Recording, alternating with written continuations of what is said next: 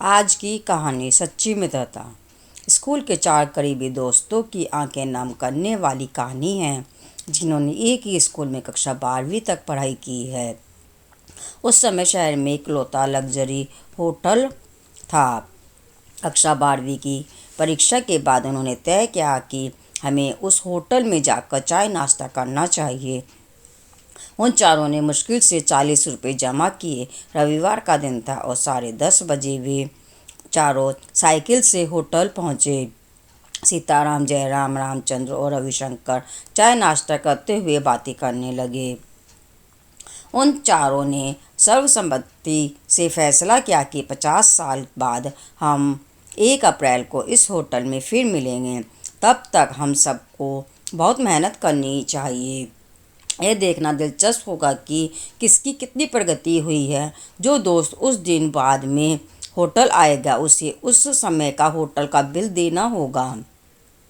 उनको चाय नाश्ता परोसने वाला वेटर कालू यह सब सुन रहा था। उसने कहा कि अगर मैं यहाँ रहा तो मैं इस होटल में आप सबका इंतज़ार करूँगा। आगे की शिक्षा के लिए चारों अलग अलग हो गए। सीताराम शहर छोड़कर आगे की पढ़ाई के लिए अपने फूफा के पास चला गया था। जयराम आगे की पढ़ाई के लिए अपनी चाचा के पास चला गया था। रामचंद्र और रविशंकर को शहर के अलग अलग कॉलेजों में दाखिला मिला। आखिरकार रामचंद्र भी शहर छोड़कर चला गया। दिन महीने साल बीत गए। 50 वर्षों में उस शहर में आमूलचूल परिवर्तन आया। शहर की आबादी बढ़ी, सड़कों फ्लाईओवर ने महानगरों की सूरत बदल दी। अब वह होटल 5 स्टार होटल बन गया था। वेटर कालू अब कालू सेठ बन गया और इस होटल का मालिक बन गया। 50 साल बाद निर्धारित तिथि 1 अप्रैल को दोपहर में एक लग्जरी कार होटल के दरवाजे पर आई। सीताराम कार से उतरा और पर्च की ओर चलने लगा। सीताराम के पास अब 3 ज्वेलरी शोरूम हैं। सीताराम होटल के मालिक कालू सेठ के पास पहुंचा। दोनों एक दूसरे को देखते रहे। कालू सेठ ने कहा कि रविशंकर सर ने आपके लिए 1 महीने पहले एक टेबल बुक किया था। सीताराम मन ही मन खुश था कि वह चारों में से पहला था, इसीलिए उसे आज का बिल नहीं देना पड़ेगा और वह सबसे पहले आने के लिए अपने दोस्तों का मजाक उड़ाएगा। 1 घंटे में जयराम आ गया। जयराम शहर का बड़ा राजनेता व बिजनेसमैन बन गया था। अपनी उम्र के हिसाब से वह अब सीनियर सिटीजन की तरह लग रहा था। अब दोनों बातें कर रहे थे और दूसरे मित्रों का इंतजार कर रहे थे। तीसरा मित्र रामचंद्र आधे घंटे में आ गया। उससे बात करने पर दोनों को पता चला कि रामचंद्र बिजनेसमैन बन गया है। तीनों मित्रों की आंखें बार बार दरवाजे पर जा रही थी। रविशंकर कब आएगा? इतनी देर में कालू सेठ ने कहा कि रविशंकर सर की ओर से एक मैसेज आया है कि तुम लोग चाय नाश्ता शुरू करो, मैं आ रहा हूँ। तीनों 50 साल बाद एक दूसरे से मिलकर खुश थे। घंटों तक मजाक चलता रहा, लेकिन रविशंकर नहीं आया। कालू सेठ ने कहा कि फिर से रविशंकर सर का मैसेज आया है, आप तीनों अपना मनपसंद मेन्यू चुनकर खाना शुरू करें। खाना खा लिया तो भी रविशंकर नहीं आया। बिल मांगते ही तीनों को जवाब मिला कि ऑनलाइन बिल का भुगतान हो गया है। शाम के 8 बजे एक युवक कार से उतरा और भारी मन से निकलने की तैयारी कर रहे तीनों मित्रों के पास पहुंचा। तीनों उस आदमी को देखते ही रह गए।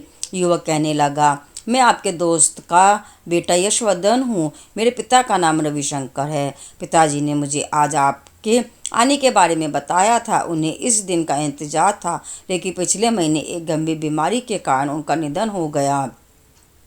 उन्होंने मुझे देर से मिलने के लिए कहा। अगर मैं जल्दी निकल गया तो वे दुखी होंगे, क्योंकि मेरे दोस्त तब नहीं हंसेंगे जब उन्हें पता चलेगा कि मैं इस दुनिया में नहीं हूँ, तो वे एक दूसरे से मिलने की खुशी खो देंगे।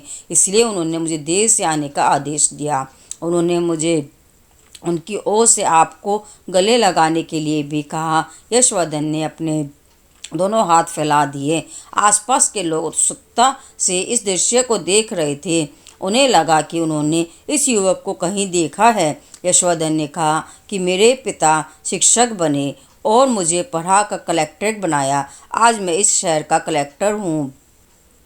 सब चकित थे। कालू सेठ ने कहा कि अब 50 साल बाद नहीं, बल्कि हर 50 दिन में हम अपने होटल में बार बार मिलेंगे और हर बार मेरी तरफ से एक भव्य पार्टी होगी।